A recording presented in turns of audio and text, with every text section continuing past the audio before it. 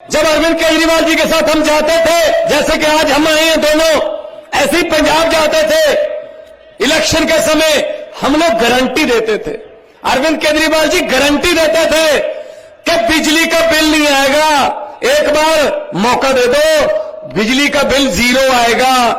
देखो गारंटी थी, तो विपक्ष वाले कहते थे पैसा कहां से आएगा, हमने उनको बताया नहीं, लेकिन आज हम बता देते हैं पैसा उन्हीं में से आ रहा है, क्योंकि उन्होंने बहुत लूटा हुआ है, बहुत कमाया हुआ है।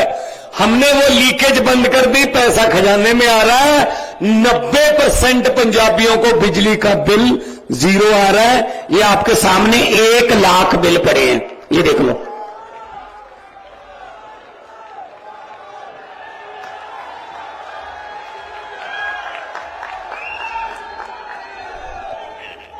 ऐसा कोई ला सकता है? ऐसा कोई सरकार दिखा सकती है बिल? और ये बिल पंजाब के नहीं है, ये खनौरी, शतराना और समाना जो आपके बिल्कुल साथ में बगल में पंजाब है, उसी के बिल है। 1 लाख है सिर्फ। पूछ लेना अपने रिश्तेदारों से, टोहाना, जाखल, फतेहाबाद, डबवाली, अंबाला, पेहेवा पंजाब के साथ सटा हुआ है, बहुत सी रिश्तेदारियां हैं।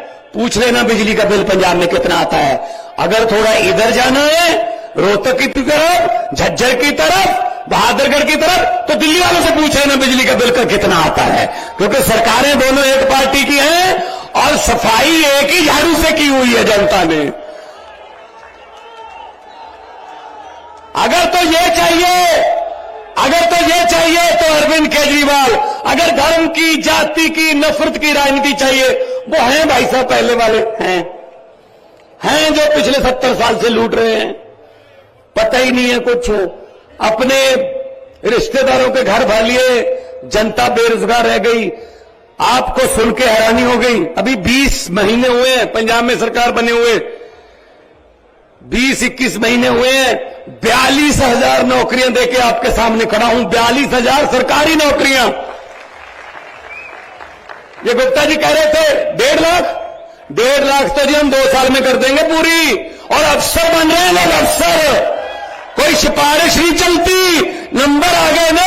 अगर 700 नंबर का पेपर है, आपके 680 आ गए, तो ये चिंता करने की जरूरत नहीं है कि मेरे बाप के पास पैसे नहीं है, जब मेरे बाप को कोई एमएलए नहीं जानता, इसलिए 680 वाला बेरोजगार रह जाएगा। 500 नंबर, 550 वाला किसी एमएलए को जानता होगा, जो उसके पास पैसा होगा, वो नौकरी ले जाएगा। इस बात की चिंता करने की जरूरत नहीं है। पंजाब में सरकार आपका दरवाजा खटखटाती है कि आइए, आपकी नौकरी आपका इंतजार कर रही है।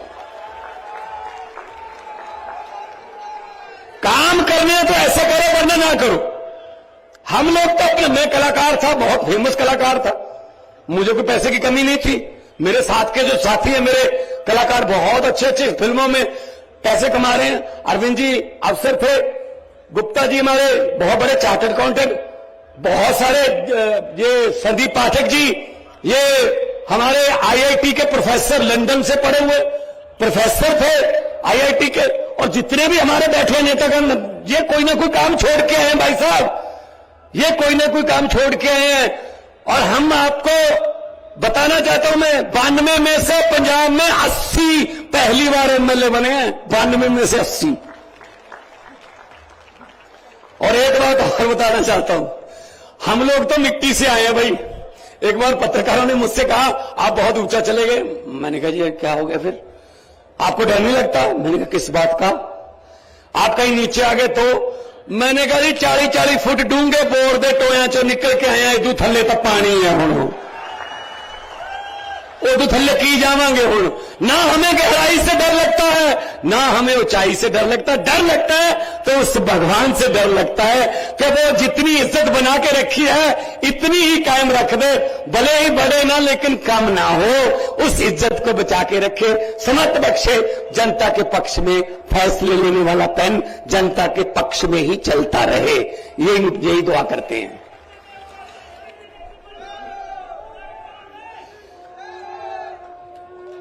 एक बार जोरदार तालियां, जो आपका प्यार मिल रहा है।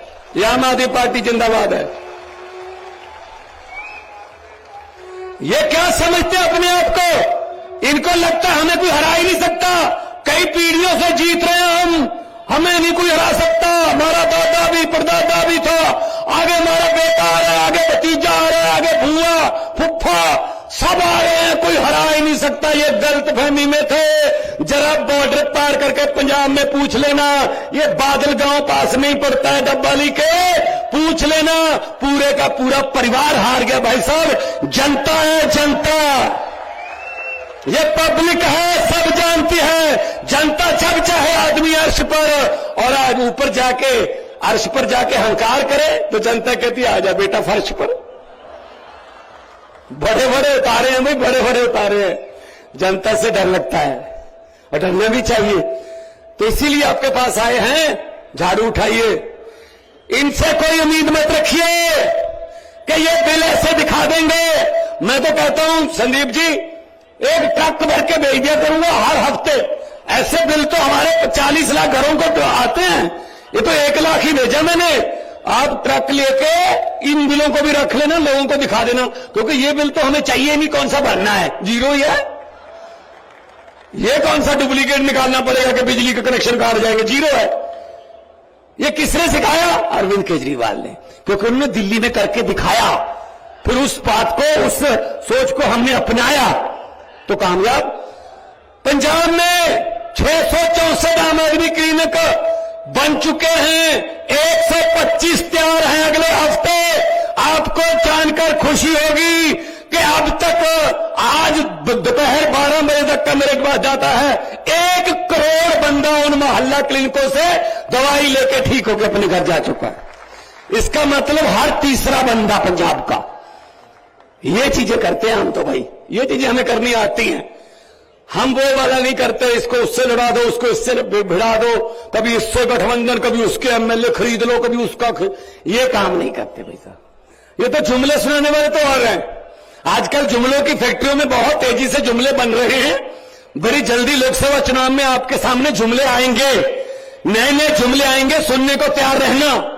क्योंकि इतना झूठ बोलते, कोई तो सच बोल लो देश के साथ यार। मैं जब पार्लियामेंट में था, मैंने तो बोल दिया था उस वक्त, सामने बैठे थे हमारे मोदी जी, हमारे गृह मंत्री, हमारे राजनाथ सिंह जी, सारे बैठे थे। मुझे किसका डर भाई, मैं किसी बात से काना थोड़ी हूं। मैं तो बोल देता हूं सच। सच बोलने का एक ही फायदा है, उसको एक बार बोल के दोबारा याद नहीं रखना पड़ता। जब भी बोलोगे सच ही बोलोगे। झूठ बोलने वाले को दोबारा याद रखना पड़ता है कि पिछले साल क्या बोल के गए थे जींद में, इस बार क्या बोले।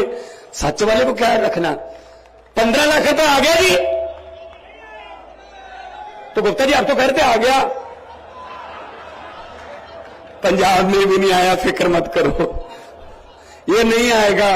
ये यही चीज मैंने बोल दी थी पार्लियामेंट में।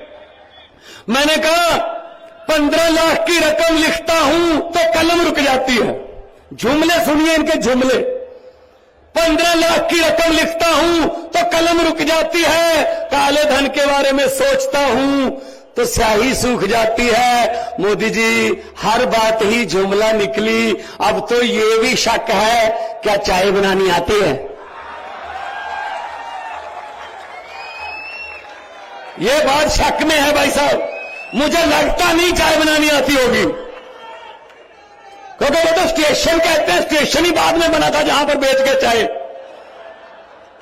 किसी ने मुझे लिख के भेजा व्हाट्सएप पे, कहता एक छोटा बच्चा था, गुजरात में एक स्टेशन पर रेलगाड़ी में चाय बेचता था। गुजरात के एक स्टेशन पर रेलगाड़ियों में चाय बेचता था, बड़ा होकर उस बीच में रेलगाड़ी ही बेच दी।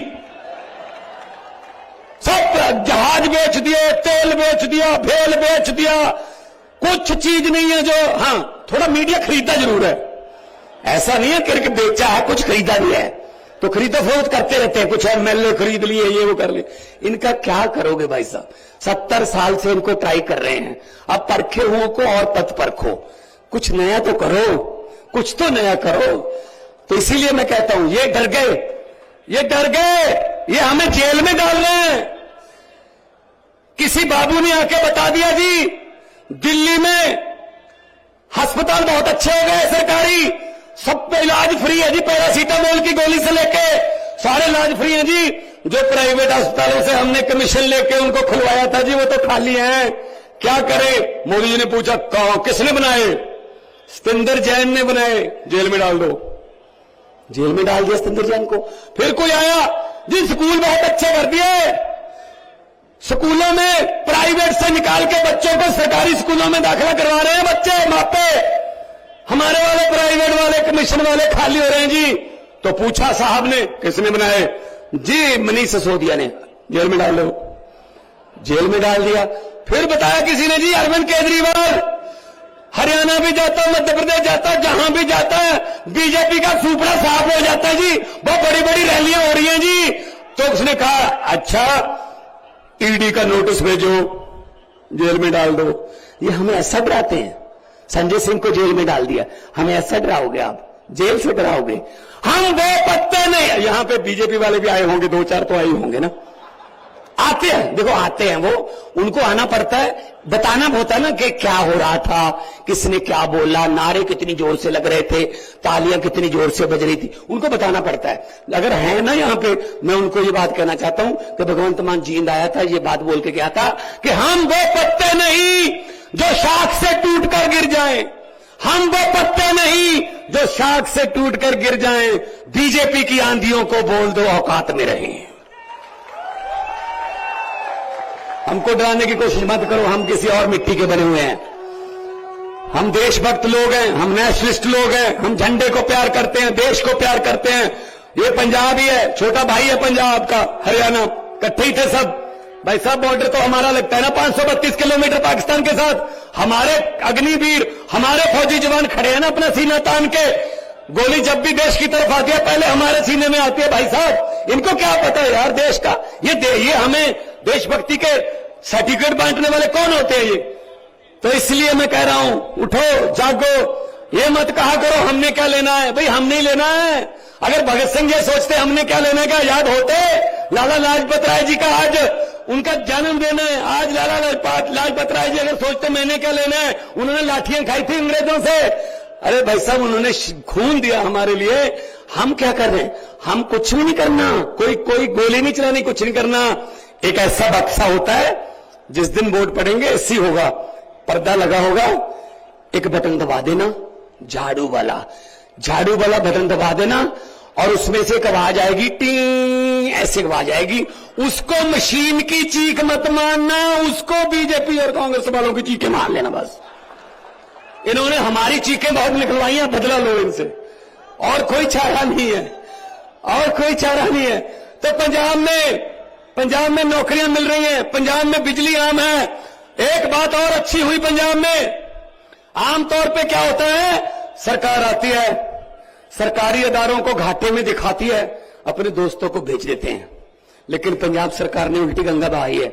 1 जनवरी को अनाउंस किया, अभी अरविंद केजरीवाल साहब जाएंगे, उसका पूर्ण रूप में हमारे अंदर जो काम करेगा वो गोविंदवाल साहब, खडूर साहब ने गोविंदवाल साहब वाला थर्मल प्लांट प्राइवेट सरकार ने खरीदा है कि हम चला के दिखाएंगे इसको। आपसे नहीं चल रहा, हम चला के दिखाएंगे। नीयत साफ हो तो सब कुछ हो सकता है। इसीलिए आपके पास आए हैं कि आप साथ दीजिए और जनता का साथ आएगा। हम तो जनता के लिए काम करने वाले लोग हैं, हम कोई लॉबिंग करने नहीं आए, हमारा कोई रेते की खड्ड में हिस्सा नहीं है, हमारा कोई बसों ट्रांसपोर्टों में हिस्सा नहीं है, हम कोई किसी व्यापार में हिस्सा नहीं डालते। हिस्सा डालते जरूर है लेकिन जनता के दुखों सुखों में हिस्सा डालते हैं। सियाने कहते हैं खुशियां बांटने से दुगनी हो जाती है और दुख बांटने से आधे रह जाते हैं। हम आपके दुख आधे करेंगे, खुशियां दुगनी करेंगे।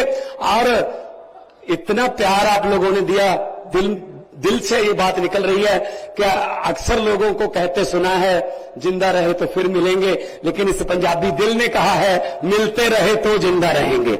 मैं तो आता जाता ही रहूंगा। संगरूर, ये संगरूर की धरती से तो निकले हैं, ये जींद रियासत, ये रियासत की राजधानी संगरूर थी। पेप्सू के समय बुजुर्ग पुराने बैठे हुए याद होगा,